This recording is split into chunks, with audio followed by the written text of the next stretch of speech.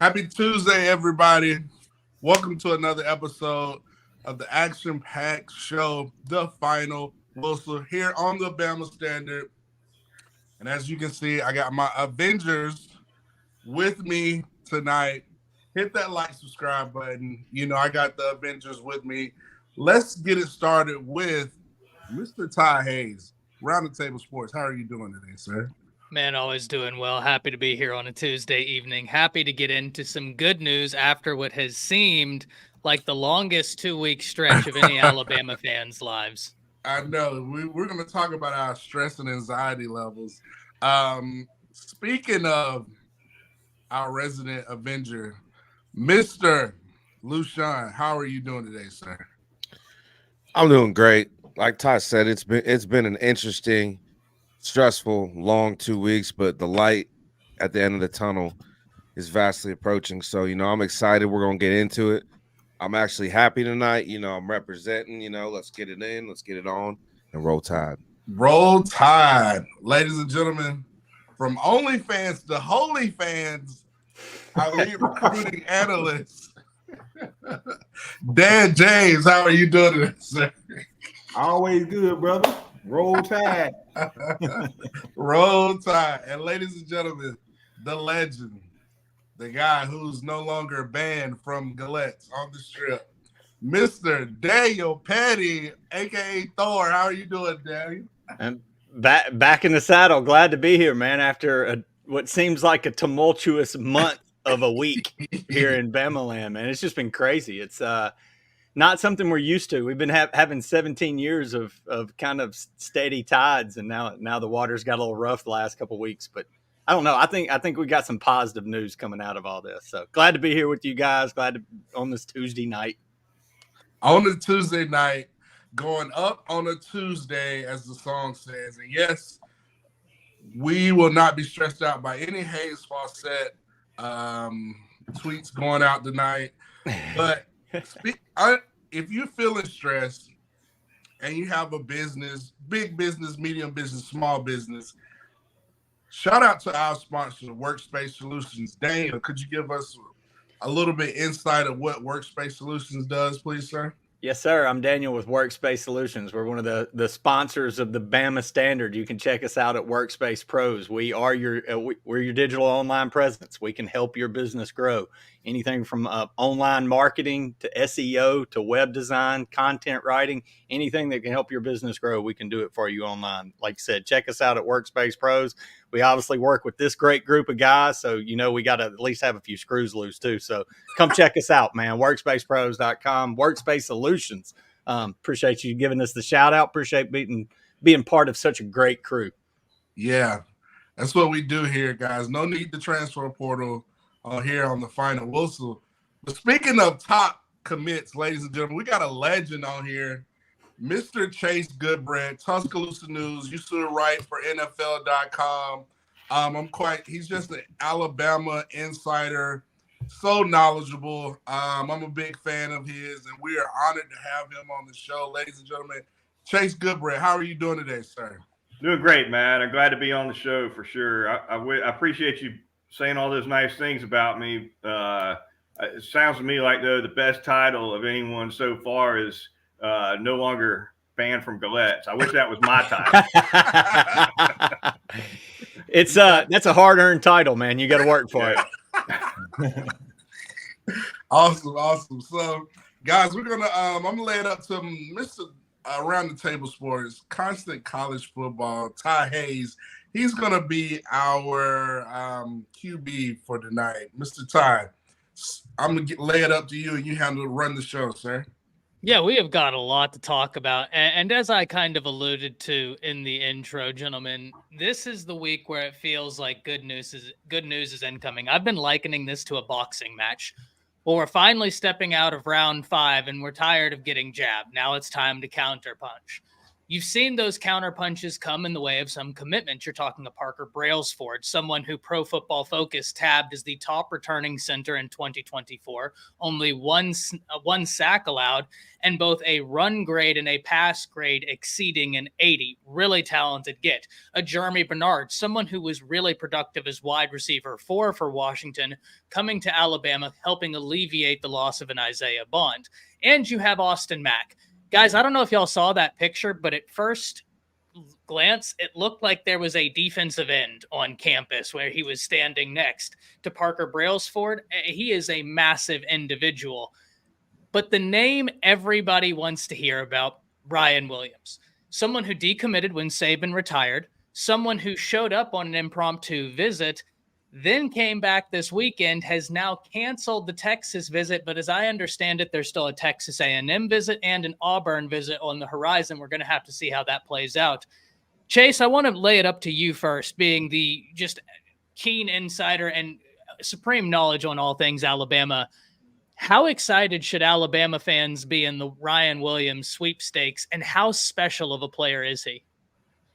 You know, I'll preface by saying I covered recruiting for 13 years, and at the end of 13 years, I was a little bit glad to be done with it. And so I only dabble in the recruiting side of things a little bit now. That being said, I have seen the kid play a little bit, not in person, but I have seen enough video to know that he looks really special for sure. I think wide receiver, and Matt could probably attest to this, in my opinion, it's maybe the easiest position of all positions to come in and play as a true freshman, except for specialists like kickers and punters. And if you go through some of the wide receivers that have come through under Saban for Alabama, it's a pretty long list of guys that came in as true freshmen and made a big contribution. So from that standpoint, it's big. It's big for Alabama that the guy's a 5-star, and, 5 stars tend to beget other 5 stars, right? Especially if they decide to be active in recruiting guys themselves. So it's definitely big for Alabama if they're able to pull this off under Kalen DeBoer now. And, as far as their chances of getting them, and with NIL being what it is, I don't know that anybody can say anything for sure, especially if we're being honest here, especially when a school like Texas A&M is involved, because if they've got, $77 million to throw away on a coach they don't want anymore, they got enough oil money to make a hell of an NIL offer to whoever they want. So it certainly sounds like things look really good for Alabama and Ryan Williams, but when the ink is dry on the letter of intent, that's when you know, and you can't know for sure much sooner than that. Yeah, and unfortunately, we have a bit of a wait until February 9th. I'm going to pass it to the resident wide receiver, Matt. First and foremost, how special is Ryan Williams? And then secondly, should Alabama fans be excited about the way this recruitment is trending? I think they have a lot of excitement right now. We like you mentioned earlier, Ty, we had a tumultuous past 2 weeks from losing in the Rose Bowl, Saban retiring, getting DeBoer, having all these decommits, transfer portal, all this stuff. I was glad to see that Ryan Williams was in Tuscaloosa this past weekend. Listen, he could be what Julio Jones was for Coach Saban in that first signing class. So I think he's that special. Comparing him to the likes of Amari Cooper, Devontae Smith. The list goes on and on. Julio, this guy is special, can do it all. And you look at what we have, I think we have the top receivers coach. I think him and Jamarcus Shepard, the receivers coach from Washington. Only thing he's got to say, listen, I got a first-round receiver, top 10 receiver in the league going into the league this year. And then you look at, Kalen DeBoer building a lot of relationships, getting on the ground running. I think, He's hit it hard. I think he's really embraced. He's kind of had to weather some storms initially, but I think that's just what's going to pay off in the long run. So, I am positive about Ryan Williams. Like Chase said, I can't wait till he inks it on his letter of intent. I know he wants to stay home, and I think Alabama's the best place. You mentioned Austin Mack, the 6'6" quarterback. I know he's staying in contact with them. So I think Alabama's positioned in a really good spot with Ryan Williams, and I hope we bring it home. He would be a massive win for this staff. Lou, I'm going to pass it up to you. What do you think about the Ryan Williams situation? I think it's right where it needs to be.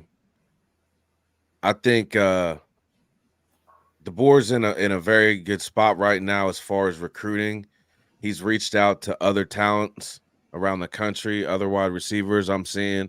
So that too suggests that he is getting this team moving in the right direction. And that's a positive thing when it comes to getting a recruit such as Ryan Williams.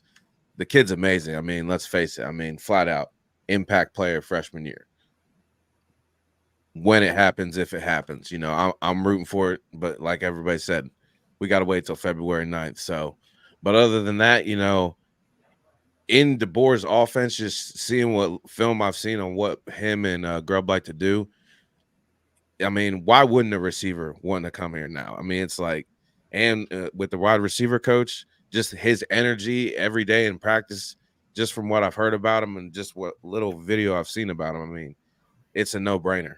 Like, realistically, look at what he did with Washington's wide receiver core. I mean, and I think NIL is going to play a big deal to it, but I think when it comes down to it, it's going to be about character, and he's going to do what he feels is best, developing not only his football skills, but his character as well. Love it. Love it. And Brian, I misspoke earlier. He had visited Texas A&M, canceled an LSU visit, has canceled the Texas visit, and the Auburn visit is still on the table. But he had previously visited Texas A&M, the connection there with Coach Wiggins. But speaking of recruiting, we can't talk about recruiting and not hear from our resident recruiting expert, Dan the Man. Yeah. Talk to me about Ryan Williams.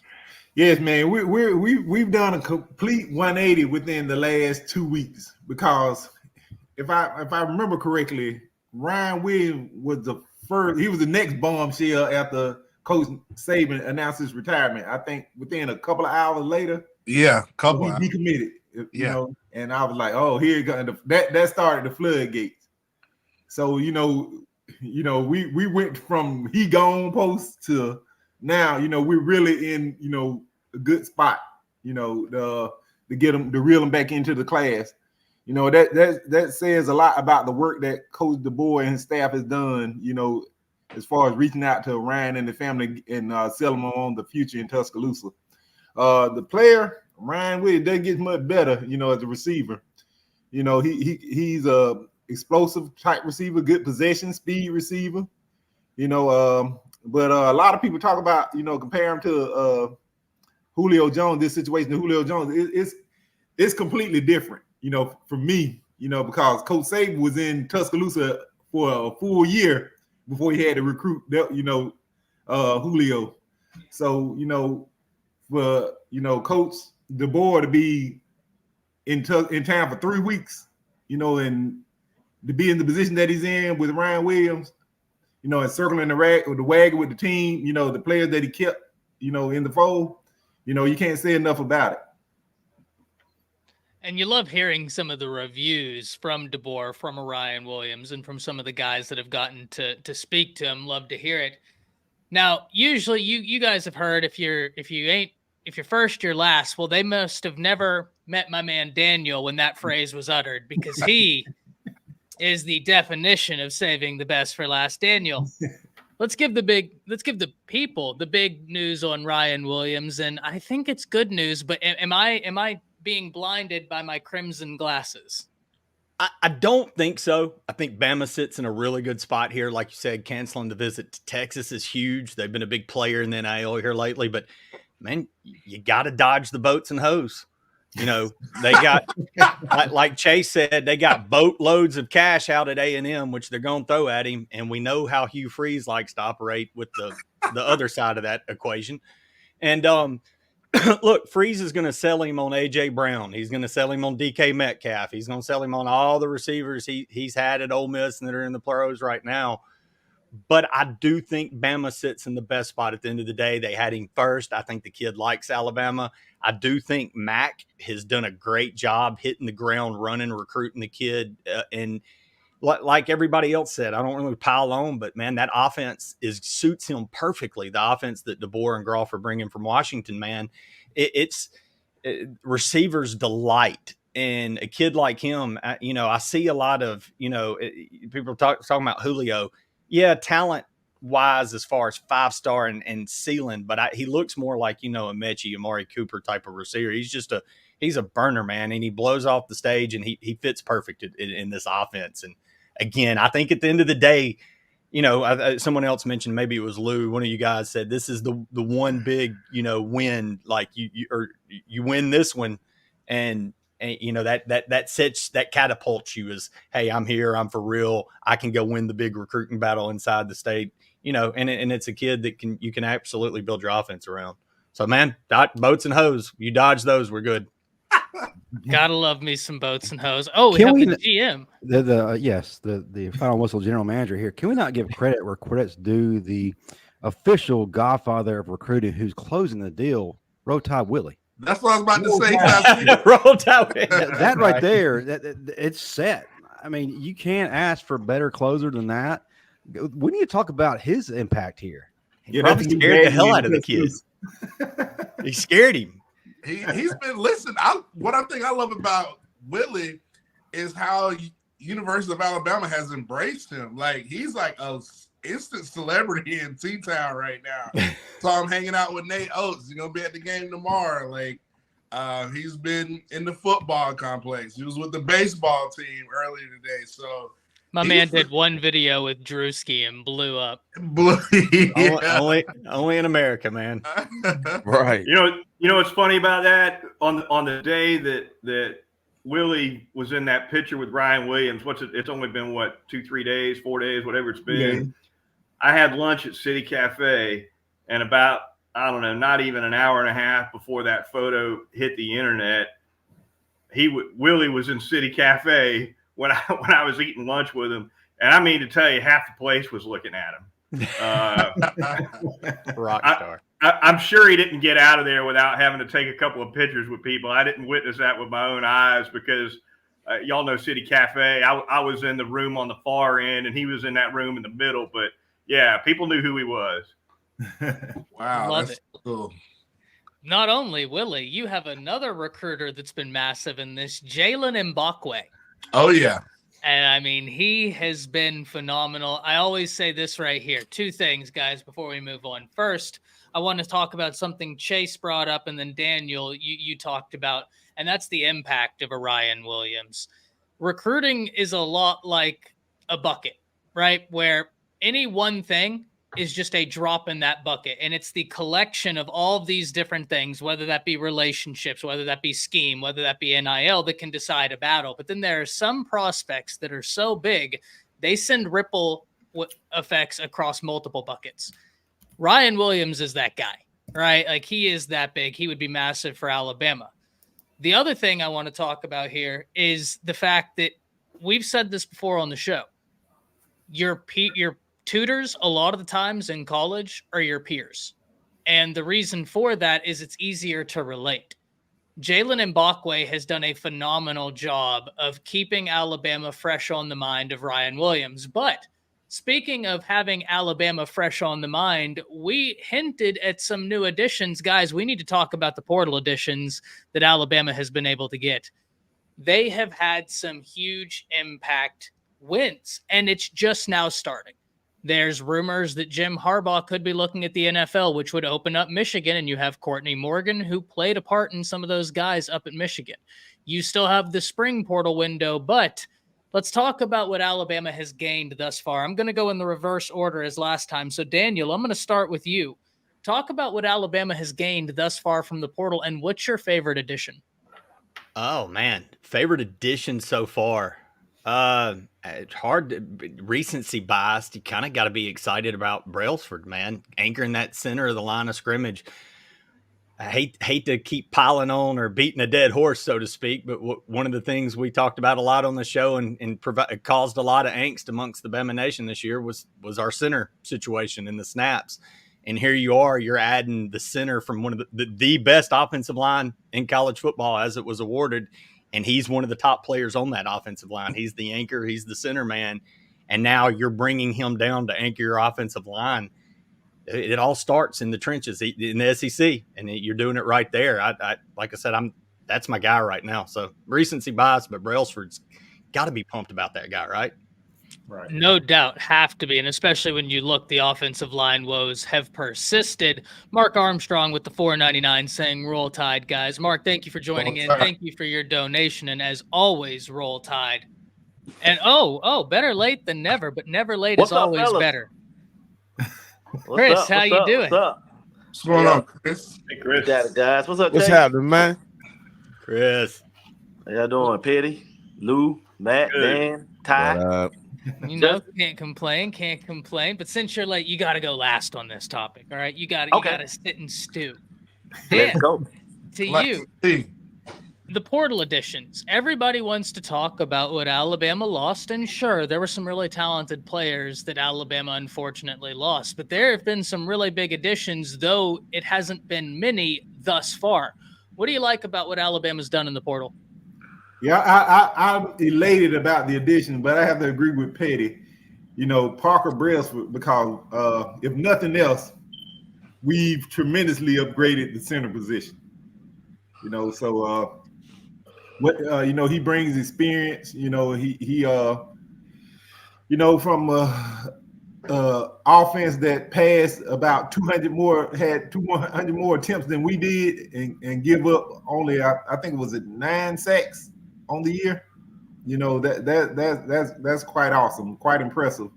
I also like the quarterback Austin Mack, but I originally didn't like it at the expense of Julian Sand. You know, I watched the tape, and man, I must say I'm truly excited about what he'll be able to bring to Tuscaloosa. 100%. He's a very exciting prospect. I'll tell you what else is exciting is Jay Breezy being in the chat, dropping that super chat. Thank you very much for being a part of the show, Jay. Means the world to us. And I'm going to tell you what means the world to me is hearing from this next individual. Lou, talk to me about the transfer portal, man. Give me the good news. Let me tell you something. Since we haven't had, my favorite side of the ball splashes, I'm gonna tell you something about a guy I was really high on just watching him play through the tape I watched, and that's that Bernard kid. That dude is physical. And the thing about being a physical wide receiver, that's how you get on the field. And I'm not just talking about the way he separates himself or what he does with the ball. It's what he does without the ball. We actually have another wide receiver on this team besides Kendrick Law now that will lay you on your ass. And that is important with the offensive scheme we like to run, because also he can get physical in the jet sweep. And that, I'm telling you, with the addition of the offensive linemen, like they alluded to, I'm telling you, I'm excited. And plus, having a guy that goes about his business and plays as physical as he does, and bringing in the talent at wide receiver we are, especially as the freshmen go, having that physical, older presence of an older guy that is actually about his business and not about himself is going to do wonders for those young guys' development in our wide receiver room. Love it. Speaking of the wide receiver room, Matt Caddell, talk to me, man. What do you think about the portal? Man, I'm excited, especially what, like y'all said, like Petty said, the center from Washington. I mean, you put him next to, Hulk, Jaden Roberts, and Booker. That's a really good interior offensive line. So, I think it's starting to come together. And one thing I'm excited about, when you talk about Bernard, is just, in the past, we talked about Tommy Reese, how he needs to have creativity. Well, guys, you don't have to worry about that with Ryan Grubb and Kalen DeBoer. They're going to put these guys at so creative positions. Like, you got 2 Debo Samuels now. Like, you have, I mean, Ryan Grubb is probably like licking his chops just thinking about all the different matchups he could do with the Kendrick Law and Bernard and hopefully a Ryan Williams and Jalen Hale, and the list goes on and on and on. Kobe Prentice, like, we got a lot of weapons that we can really be really aggressive on attack mode and keep defenses on their heels. So I'm excited. You know, I'm just so excited. I'm like, we mentioned the Avengers earlier. I'm like Doctor Strange looking at all the different scenarios and all the different formations we could do with this offense with all the talent we're potentially bringing in. So I'm excited. And yeah, that's my 2 cents, Ty. Well, I hope you're better than the real Doctor Strange and you can keep us all alive in the end, because that was tragic and I'm not ready to put talk on my about cape. it. Yeah, you do that. I'm not ready to talk about the implications of your decisions. I'm going to pass it to Chase before I get in my feels. Chase, once again, everybody wants to talk about what Alabama has lost in the transfer portal, not realizing there's still a lot of talent, but Alabama has had some nice additions. Talk to the people about what you think Alabama has done in the portal. I think the names that have come up so far, Bernard and Brailsford, are the 2 that stand out for me for sure. And part of that is because they know the system that's coming in with DeBoer and Grubb, et cetera. Brailsford's probably got to be the one for Alabama that I would think would be the most exciting. He was, I think, 2nd team all Pac-12 last year. I'm in the middle. I'm not done yet. I'm in the middle of trying to watch every Washington offensive snap from last year. They had 985 snaps, and I'm working my way through every one of them. Watching Brailsford, watching Bernard. I put a little bit of video of both of those guys on Twitter here in the last 2-3 days. But what stands out to me about Brailsford is the way he can move. He's only 285. You say only 285 is an awfully big man. It's light for an Alabama center, but this guy, his feet are really impressive. He can reach linebackers. He can pull. He can pull to the wide side. He can pull to the short side. And when he pulls, he's out in front of the guy he's supposed to get instead of trying to play catch up with that guy, which is what happens when somebody who shouldn't be pulling pulls. Right. So just the way he can move, get to the second level and sustain blocks on smaller defenders. That's the most impressive thing to me about him from what I've seen so far. Love it. Love it. That would probably be my answer too, is Parker Brailsford. But finally, the man who decided to grace us with his time this evening. It's so nice for you to be here, Chris. It's so nice. What do you think about what Alabama has gotten out the transfer portal? I love it. I love what we've gotten out the portal so far. And of course we're not done, but like those guys that we've added, those are immediate impact guys. Think about it. On the defensive side, DeMoney Jackson, immediate impact. Bernard will probably be our wide receiver 1 until Ryan Williams gets there. Hopefully, he comes since he cancels his Texas visit today. But that's another discussion to be had. But the guy that I'm excited about is Brailsford, and the reason why is because if you look at it, he knows the offense. He can play fast. He can continue to play fast. So if we're forced to slide Booker out the tackle and put a young guy next to him, we can do that. A guy like Elias Olenin or a younger guy, we can afford to put a younger guy at guard if that's what it comes to, and we can slide Booker out to right tackle. It gives you that type of flexibility, you know. So just to have him to shore up that offensive line, because it was going to be a battle before he came between Brockermeyer, Rock Montgomery, and Ionata. So you know, and so you were going to be going in with a very inexperienced center. Now we have a guy that's taking however many snaps he took, was it 600 something pass blocking snaps, and only gave up 1 sack. Just to have that type of continuity in between probably the best guard tandem in college football, that's like a massive upgrade. It went from our offensive line, even without the tackles, probably went from a C+ to a B+ I mean, just off that off of that one upgrade, not including who's going to be playing tackle. So now we can focus on finding our left tackle, who that guy is going to be, identifying that guy. Maybe it's Formby, maybe it's Pritchett, maybe it's a kid from A&M, maybe it's somebody out the transfer portal. But what we do know is we have center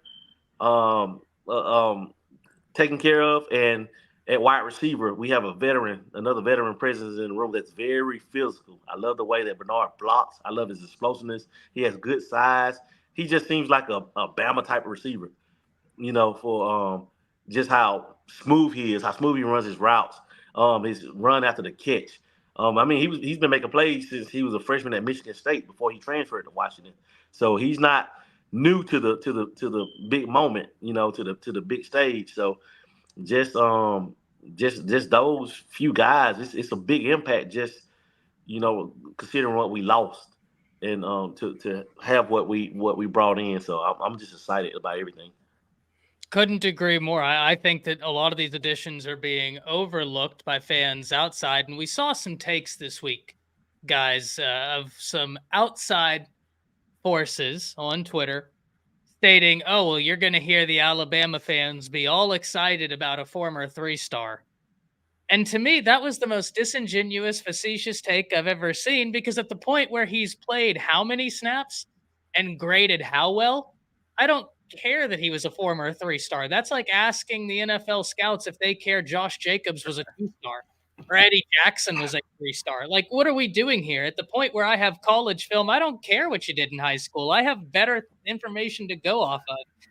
And people are preying on Alabama's downfall, and you gotta kind of love it, right? Seeing how excited everybody is at anything that happens at Alabama right now, the spins are legendary, and I'm here for it. And you're right, Chris. That is a topic that we should talk about, the Ryan Williams one. But we couldn't wait for you, my man. We tried. But I am interested in hearing from you since you're here now. What do you think about the Ryan Williams situation? What do you think about him as a player, and how do you feel like Bama has situated themselves in a short time frame under this new staff?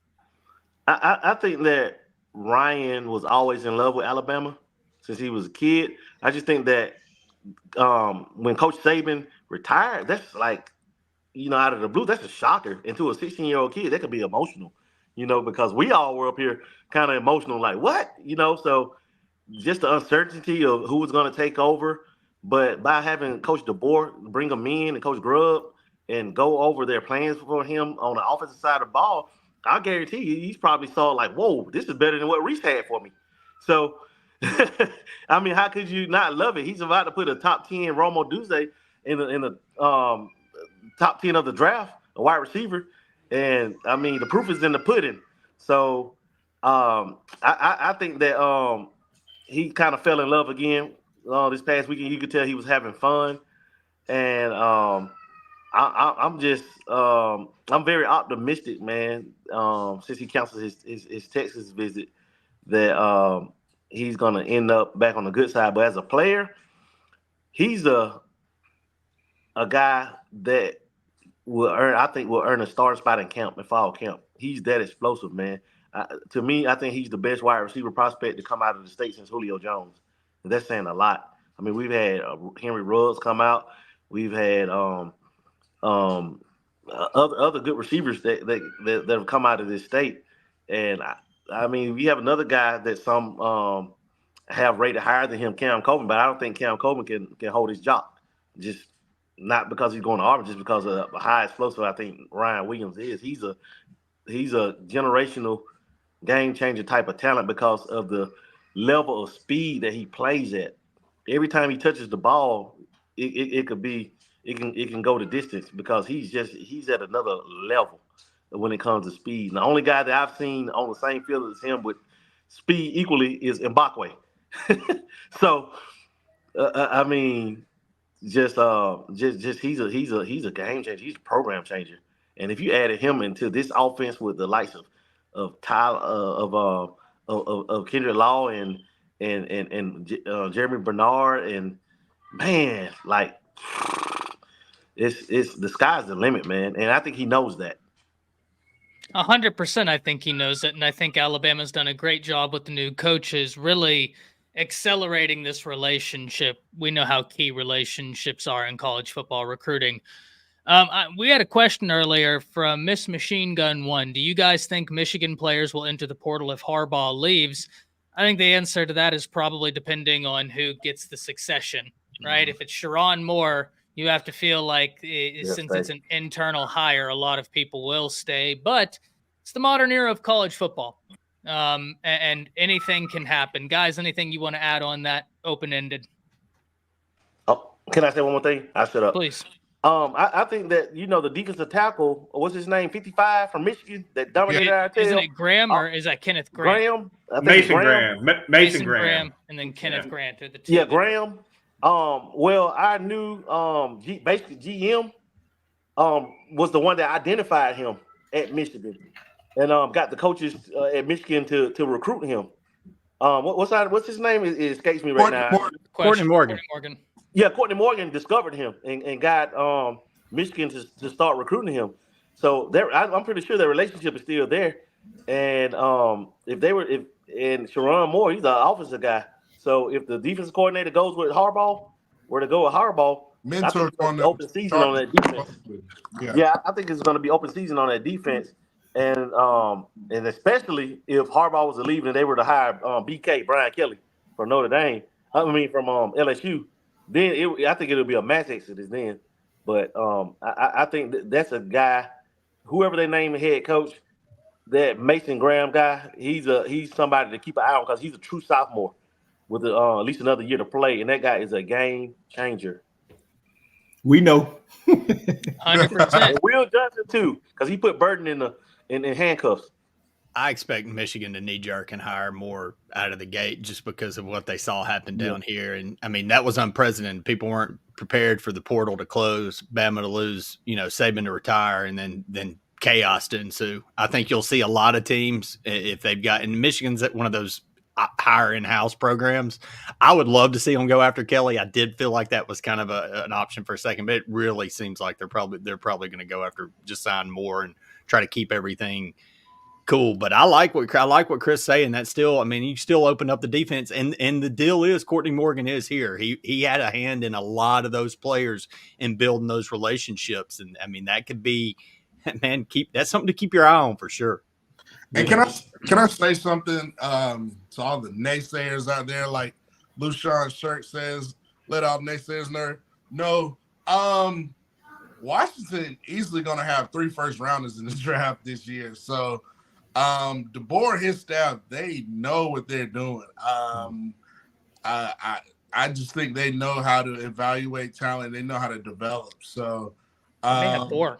Yeah, they might have 4 easily. So they might surpass us, especially if right now they're saying Terrion, Dallas, Latham, Kool-Aid, they could tie it up with us. So Kalen DeBoer's got a lot he can brag about to these young recruits and to the guys on the team to say, listen, I can still get you there where you want to go to. So I'm excited. I do have a question. Do y'all think, if we're talking about portal, y'all think Caleb Downs has any regret outside of what, $3 million that supposedly Ohio State gave him? But do you think he has any regret, like just leaving or no? No. Not for that type of money. Yeah, and unlike Coach Saban, people don't go to Michigan for Jim Harbaugh. But that's getting off topic. But Caleb Odom, I don't even Downs. I forgot him just that fast. Okay. But $3 million, I pack up right now. Exactly. But as far as players, I don't think it's going to be a fire sale at Michigan. Because people don't go to Michigan for Harbaugh. I don't care how many sleepovers he had. But it's going to be a totally different situation. I look at it as a totally different situation. We might cherry pick 1 or 2 only if they're a fit, within what we're trying to do. But a lot of people are waiting on, waiting on the like teams were with us, like a dog's waiting around the table for the crumbs, wait for Alabama players to fall off the table into their lap. I don't think we'll be doing that with Michigan. I want to hear Chase's take. Kiffin's already got an RV up there and outside of the Michigan Stadium.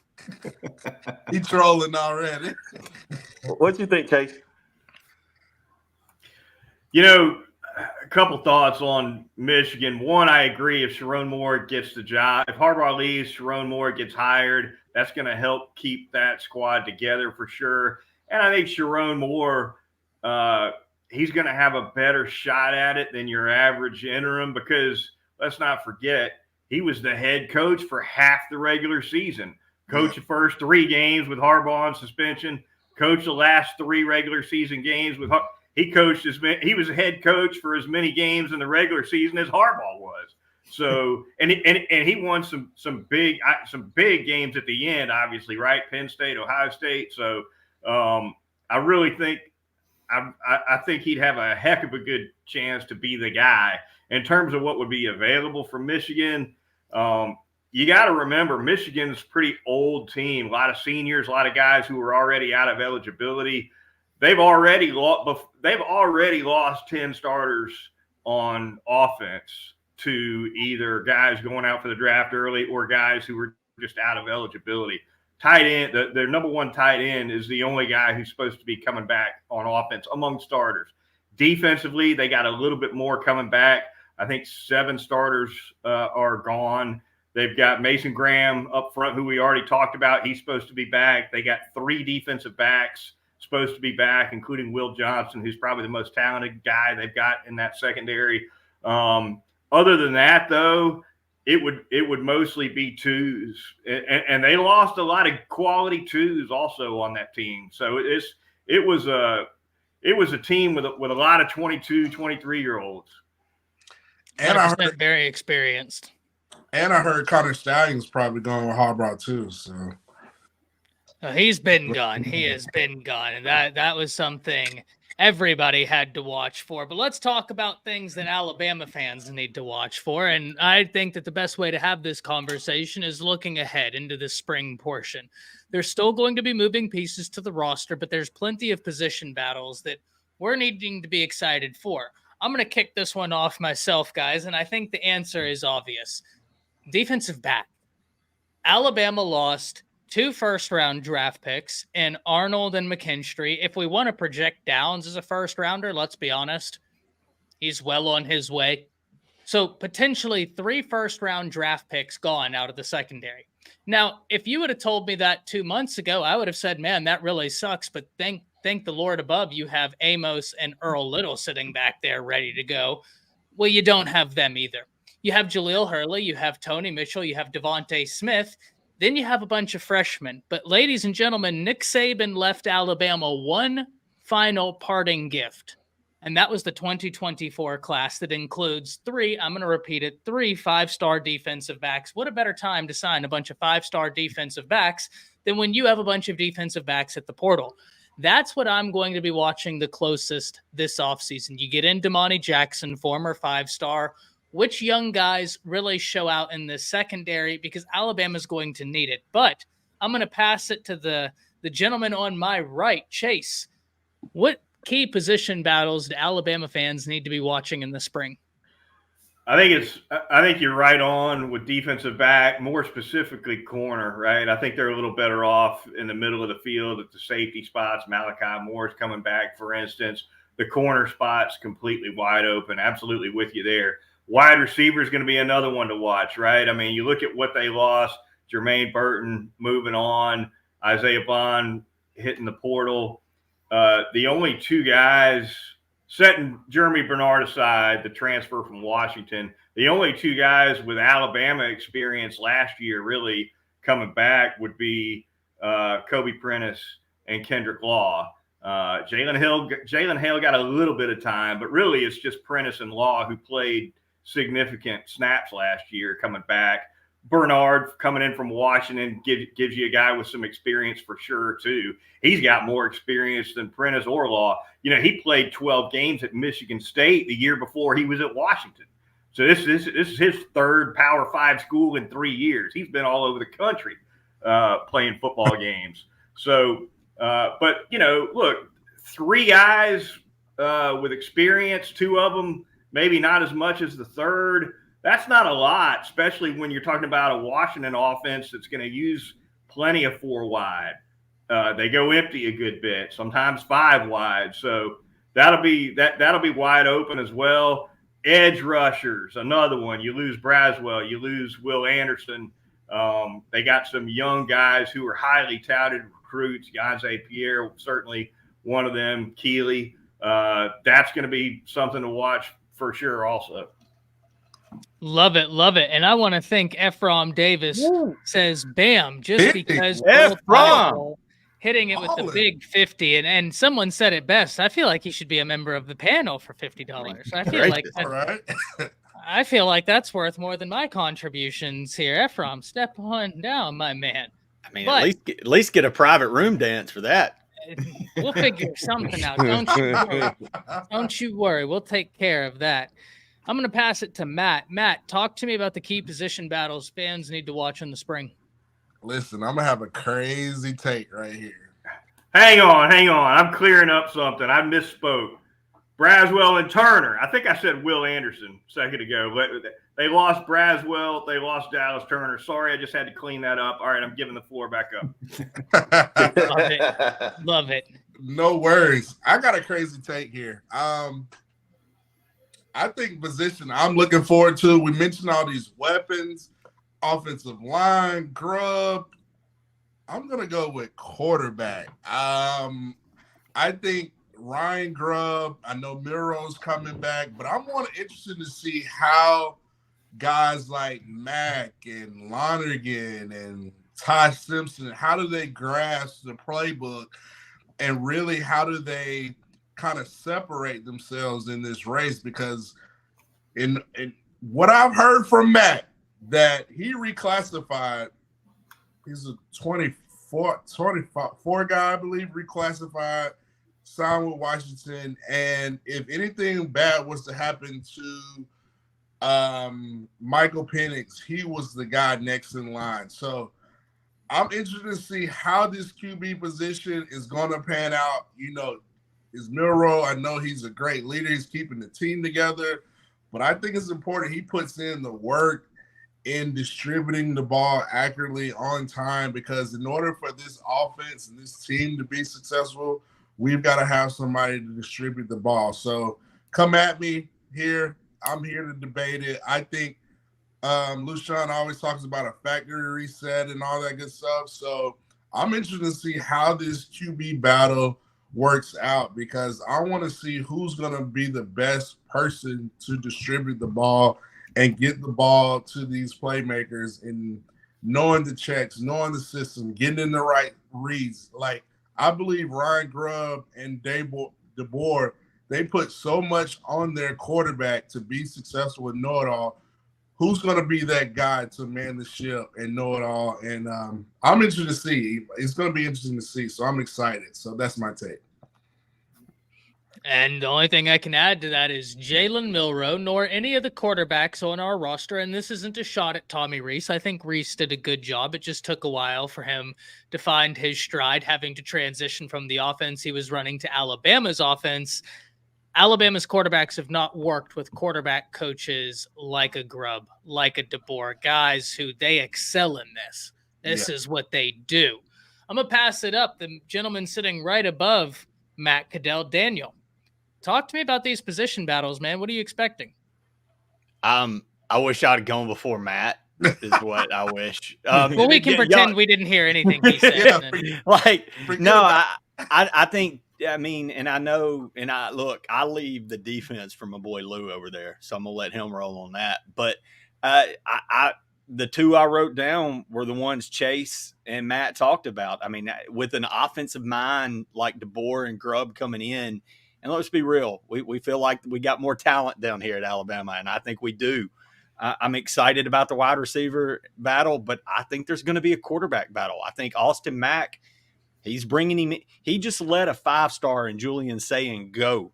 If we understand it correctly, he let Julian Sayin go to bring Mack in because Mack was his guy. He's who he liked. So with Mack there, with Dolph Lonergan sitting there, I called him Dolph. I'm gonna call him Dolph Lundgren if you're lucky I didn't say that. So he's Dolph Lonergan from henceforth. Man, there's so much talent in that kid, and I think he fits that mold. And man, Ty Simpson, the few glimpses we got as the season got on, I liked what I saw from the kid.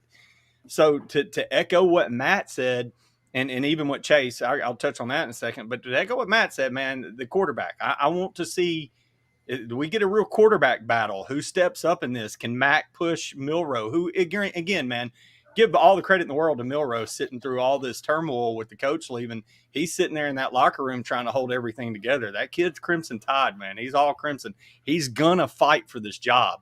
But can Mac push him? Can Lonergan push him? Can Simpson push him? I'm excited to see that. And I also want to see how that battle rolls out, like Chase said, with the receivers that they're throwing to. You've got Law and Prentice coming back and a lot of talent in Hale. But then you bring in Bernard, you bring in a young Caleb Odom, who I think is going to be dynamic in this offense. And if Williams comes in, you sign Ryan Williams, he's a day one starter. Like I agree wholeheartedly with what Chase said earlier about wide receivers being able to step in the easiest. I don't know. I want to see those skill position battles, quarterback and wide receiver. So a long echo of those two guys. A lot to be excited about there is you have that beautiful close-up shot. I don't know why I didn't get that close-up shot. I think Justin's in the back playing favorites. That's neither here nor there. Right. It was like an Axe commercial all over the internet just then. Ladies screaming and diving. Me and Petty we bid a little bit more on our NIL for the final. That makes sense. I'm going to see if I can't send over some of my OnlyFans contributions to get more of that. Let's go. Intimate cam review. But Dan, talk to me about the position battles, my man. Yes, of course. We already discussed the quarterback. Two key battles I'm going to be looking at is one is the running back position. Between Justice Haynes and Jan Miller, who's going to be the guy to step up.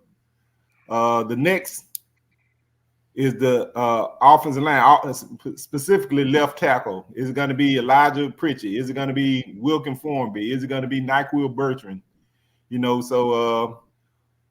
Or is it going to be somebody we're going to bring in from the portal? So, it's a lot of questions that's got to be answered, but I think left tackle is going to be the biggest position battle that we'll see, because there's so many questions around the position.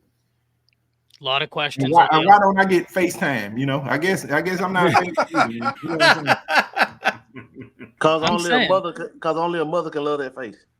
Ooh. My mother loves it too.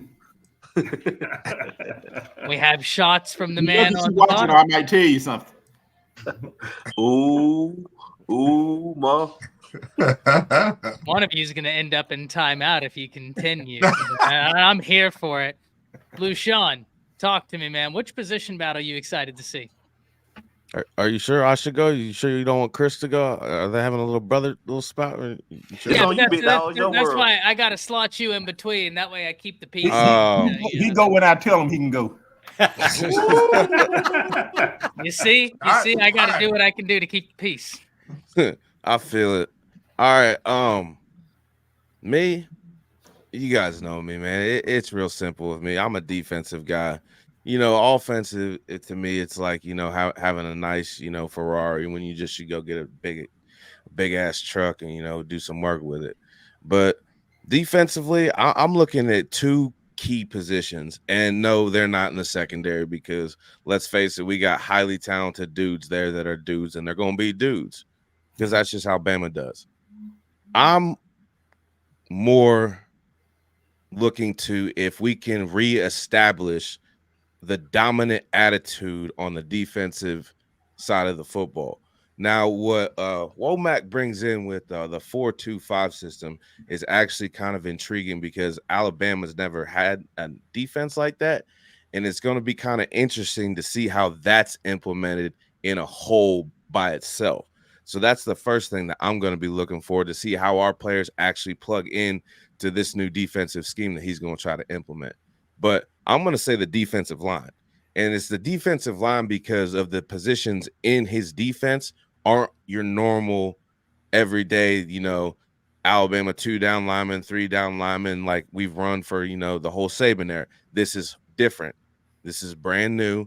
I want to see who steps up because, it's gonna be all new guys. It's gonna be a big, nasty fight. Gorillas, just you know what I'm saying. And once that whole defensive line comes to a hole, I think if our defensive line comes to a hole like it did back in the day, and even better because these guys are lighter, they're quicker, they can get to the quarterback, and they can stop the run. I think if our defensive line seriously gels, that's going to be the concrete to having a great team. And I'll tell you what. Speaking of having a great team, we calmed him down a bit. We've got him feeling right, and now we pass it to him. Chris James, ladies and gentlemen. You better have put Lou in front of me, boy, because I was about to get there. See, I knew what I was doing. I was about to drive over there.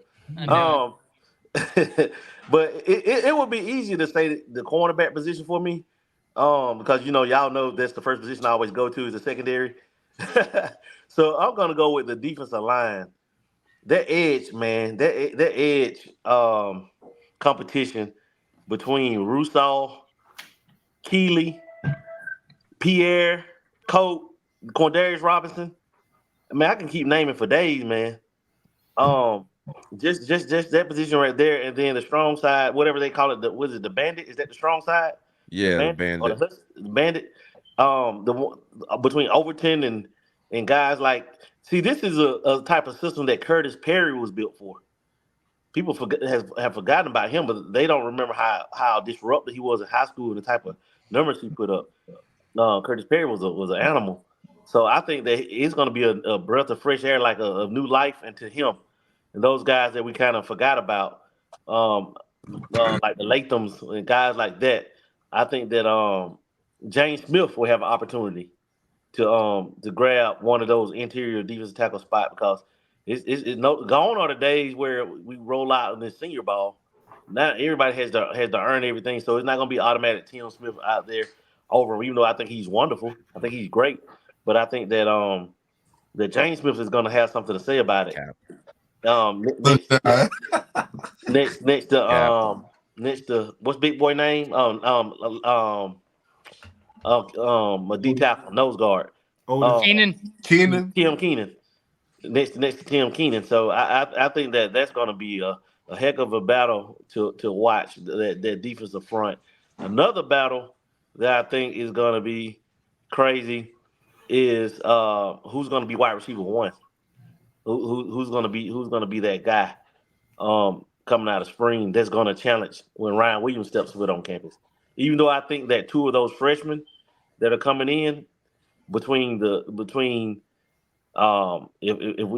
were to go ahead and lock up Ryan Williams, between Ryan Williams, Rico Scott, Amari Jefferson, and Arian Hampton, I think two of those guys, if not more, will have significant roles their freshman year.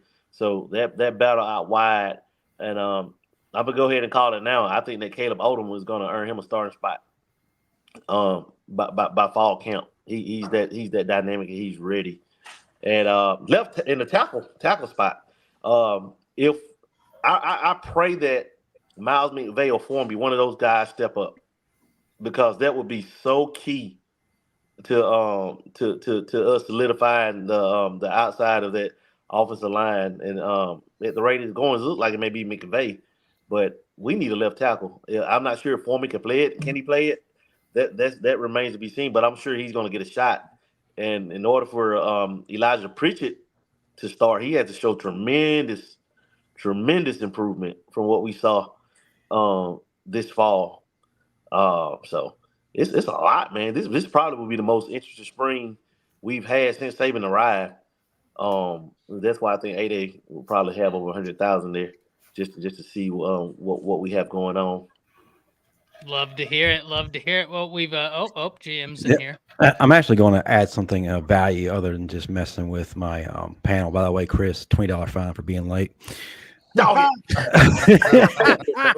Hey, Chris, I pay that fine, or you can end up like that girl taped up behind him. And with a white shirt. Blink twice. Just make It's some okay, noise. Stacey. We're sending help. Van yet, Justin? Did you put 10 on that creepy van yet? all my life I had to fuck. Sorry. Anyway, We're sending help. Don't worry. y'all don't believe this narrative that they're creating. Anyway, yes, Chris, $20, and you cannot use any of that super chat that goes directly to Dan. It's Dan Appreciation Night. It's cool because I'll go over his house and take it. Well, you better take the ambulance because that's how you gonna be leaving. Ooh. But I promise I had a point as far as jumping in. We talk about a factory reset, and I know a lot of the Crimson Tide Nation right now, their eyes are fixated on the young guys.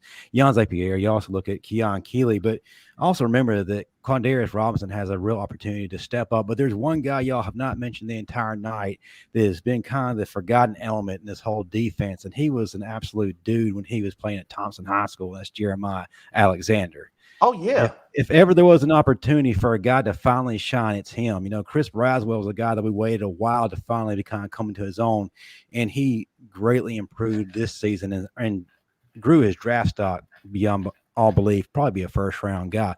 Well, Jeremiah Alexander has that opportunity now. He's got that nasty in him. I loved watching him in high school, and I believe that he's just at the right time. It's his moment, and I feel like he's going to utilize it. So no one forget about Jeremiah Alexander in the conversation of who's going to take over at what position. I know the flashy object right now is Pierre and Keeley, but don't forget about the elder statesman and Alexander.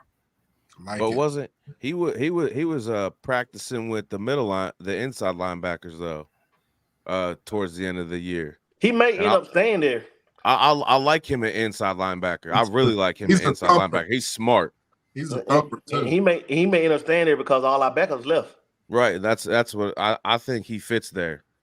Except I mean, smart dude, and he gets to the ball, and he ain't scared. You said what, Dan? I don't know his size. You know, in the 4.25, I don't know. But see, in the 4.25, you just need your Sam to be that guy, to be your Mike. He could be the Mike. Your Sam is the one that has to be really flexible, and that could be Jefferson. Him and Jefferson on the field together. Yeah. Well, ladies and gentlemen, we've reached that portion of the show where I pass it to Matt Caddell to bring us home, to plug up all the great shows happening, and then we're going to plug something else up, if you know what I'm saying. Yeah, man. Listen, everybody, you know we're here on the Bama Standard Workspace Solutions, but guys, we got a lot of great shows coming up starting tomorrow. The Crimson Dynasty with She Payne, and she having a special guest, one of my old teammates, Mr. 205, Big Andre Smith. He will be on the show with her tomorrow. That's 6 p.m. Central, 7 p.m. Eastern. Then everybody, right after that, excuse me, at 8:15 Central, we have Teague's Take with George and JT Teague at 8:15 p.m., 9:15 Eastern. So, guys, like I said all the time, Bama Standard is your one-stop shop for the best Bama content out there. Make sure you tune in again at the final whistle. Bring somebody else to the show next week. Thank you to all the super chats. Ephraim Davis, you know, you can always find me here on Tuesday nights here at the final whistle, throwing a little OnlyFans joke. And dang, my OnlyFans promo code this week is I don't know, the real tight end. That's it. I'll leave it right there. Dastardly. I'm gonna go to Lucian. Oh, you know, you can find me on Twitter, Rolush21, Facebook and Instagram, Lucian Graves. Hopefully we're getting the final touches to my show. It's going to be on Thursday nights, getting that out to you guys very soon. OnlyFans, you know, it's been doing good. You know, I've been kind of just taking it easy. So, you know, it's gonna be keeping it simple. You know, we're gonna take it light tonight. You can find me on OnlyFans, The Secret Wood. Oh, it's not a secret anymore. Hey, real quick, guys, can y'all provide some context to Chase right now, who is probably wondering Just what in the confused world, as hell while we're doing what it. in the world did I just get myself flushed it over there, into, like, what did I and get did I Like, I thought this automatically? was a sports show, not a really effed up Yeah. dating. Well, we remain versatile. We remain flexible in our We endeavors. reach people on Well, all Chase, levels, you were Daniel. wrong. This is a dating show. It's nothing to do with Yeah. sports. It's all a mirage. No OnlyFans account here. I promise you. I'll tell you this though. The Twitter feed is at Chase Goodbread. Obviously, my columns appear at TuscaloosaNews.com. And on Friday nights on WVUA, I've been doing Crimson Cover Television with former Alabama All-American defensive end John Copeland for about 13 years now. I've been at it a long time. Always look forward to that too. Chase, before you leave, you got to work with Cecil Hurt, right? I did. Could you imagine? Give us your take on how he would have, written about Coach Saban retiring, and he probably got the insider. Could you just, shout out the legacy of Cecil Hurt as well as address this topic? Yeah, for sure. He would have written something really special. You never knew what he was going to write. He was unpredictable. And that's one of the things that made him a good writer, a great writer. So Cecil Hurt, a great mentor for me when I was at the Tuscaloosa News. My first stint from 2009 to 2013. And of course, after Cecil Hurt passed away, the role that I was hired for was the role that Cecil had been in. And so people ask me all the time, what's it like to try to fill Cecil Hurt's shoes? And my answer is you can't fill his shoes. He was irreplaceable. All you can do is kind of walk in your own shoes, right? Hey, and he would have been the one that would have broke the news of Coach Saban's retire, not Chris Lowe. It would have been Cecil Hurt. Hey, Chase, I got a question too, since you did fill in that role, and I'm assuming you got to be in the press room and interview Saban, right? Every 2-3 days a week, yeah. All right. What was the one time where that question left your lips and you're like, shit, I immediately regret that decision? What was the question that you were like, dang, I shouldn't have asked him that one? You know what? I'm gonna go all the way back to 2007. So Matt's with me, right? Yeah. And this was the Wednesday before they lost to Louisiana Monroe. Saban was not happy. He walked in the press conference. You could tell he was already not happy. I don't think it had been a good week of practice. Matt can confirm or deny that. No. But he walked in already in a bad mood, and I tossed him a total softball, right? La Monroe had a running back that had about 1,100 yards. His name, I think, was Calvin Dawson. And so all I did was ask him, hey, what do you think about this running back? What's it going to take to stop this 1,000-yard rusher that La Monroe has? And like he was always able to do, he could take a totally innocent question like that and twist it in 3 words and then just explode, right? So he didn't spend 3 words talking about the running back. He just launched into, I know you guys all think that we're going to win this game by 40 points. You want to know if the backups are going to be playing, and he just went off on one of his first real rants, or at least one of the ones I remember anyway.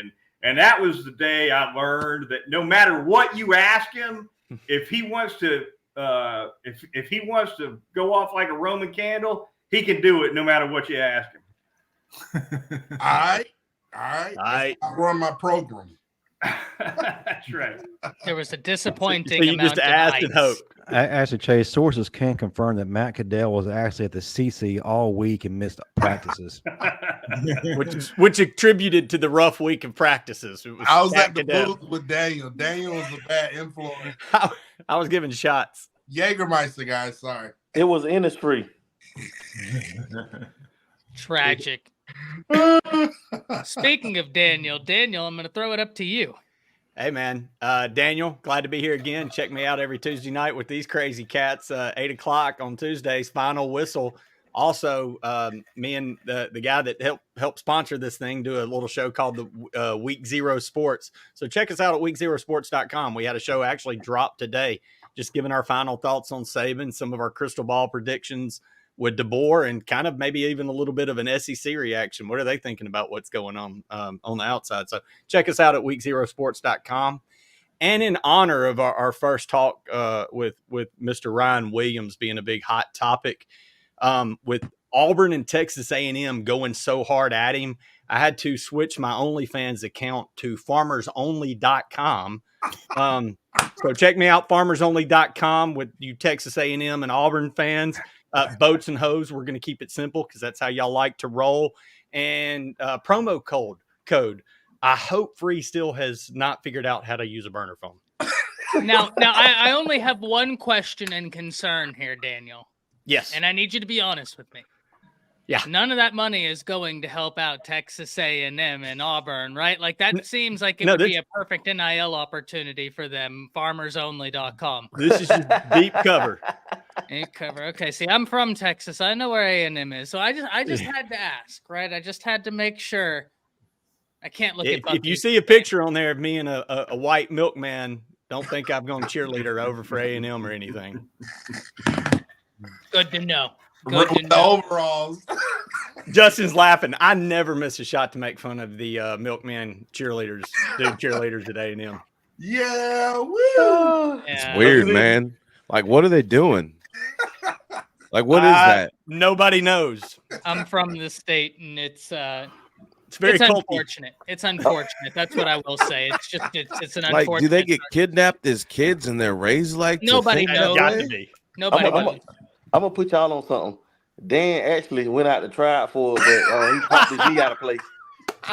So he doing a routine, doing a practice ride. Speaking of, he went to midnight yell and it didn't convert. Listen, man, don't get roasted. Don't get roasted now. We're not gonna make it about you. You did it really good, man. Is that going to be Dan's OnlyFans? Yells from Hells? Dan, let us know where they can find all your great stuff. It's right here. It's right here at the final whistle, y'all. That's where it all starts. But you can also catch me on X at the final whistle Dan. You can catch me on Facebook, Dan James IV. And you probably may catch a special guest tomorrow night. You just watch the Crimson Dynasty. You know what I'm saying? And be on the lookout for that special guest. Yeah, that's a good show, man. That's a great show. And Chris, passing it down to you. It's on Lou. I already went. You already went. Oh, yeah. Oh, that's right. That's right. I know you forgot you about you got to put people. You got to put people between me and Dan because we might be getting. Well, I got to keep you on your toes, and it was. One hit a quarter, But yeah, guys, you can find me right here on Tuesday nights with this awesome, amazing cast. The best hour and 15 or however long of the week with these guys. You can find me on Facebook at Chris K. James Sr. You can find me on X at Coach Chris James. On Instagram at CKJ Senior 32. That's about it. But I want to tell you something about Chase, man. Chase is a legend, man. He's an Alabama legend when it comes to covering Alabama football. So it's an honor to have him on here with us, and I appreciate him. He's been doing it for a while, man. He's been doing it for a while, so this isn't his first rodeo. And Chase, Travis Ryer.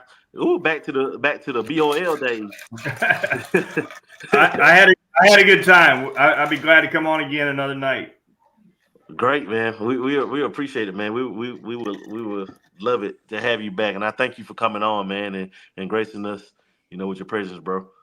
Anybody who we don't scare off with our OnlyFans is an amazing addition to the panel. But listen, I've thought for a while.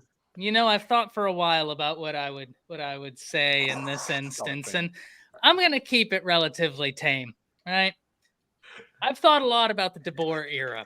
What do we hear about him? Right? I like to make it topical. I like to switch it up every week. And when you hear about DeBoer, you hear a lot about the X's and O's. So this weekend, you can catch me on OnlyFans, and I'm going to be doing some interesting things. Listen, creativity is not my shortcoming. We're going to be doing a lot of interesting. I got a whiteboard, I got a marker, and I got a towel. The rest is up to you. So you can catch me over there at X's and O's with my hose on OnlyFans. Promo code Reach Around the Table Sports, and we're gonna have a lot of fun. YZ with the $5. Love the show. Fun fact: Ola Salinen's dad, Klaus, and I were teammates with the Berlin Thunder. That's awesome. Y. Thank you for the comment. Thank you for the I didn't know that. That's good stuff. That's a big dude too. Yes, it is. I love his attitude. Gentlemen, we've been going for far too long. It's been an hour and 15. Pause. No, I meant what I said. I stand on that. We'll see you next Tuesday. As always, tune into the great shows coming up. Chase, thank you again for being with us this evening. Thank you for tolerating our shenanigans, and thank you for all you've done for Alabama fans. It's awesome being able to talk to you for real. Hey, enjoyed it. Let's do it again sometime. Y'all be good. Thank you very much. Yeah. How you doing, Dan? Hey, there's no fun being good, Jay. And our general manager, just waiting on him to play us out. Just roll tide. We'll sit here. He's retaping. He's retaping. A blitz. I don't give a piss. Don't give a piss about number time.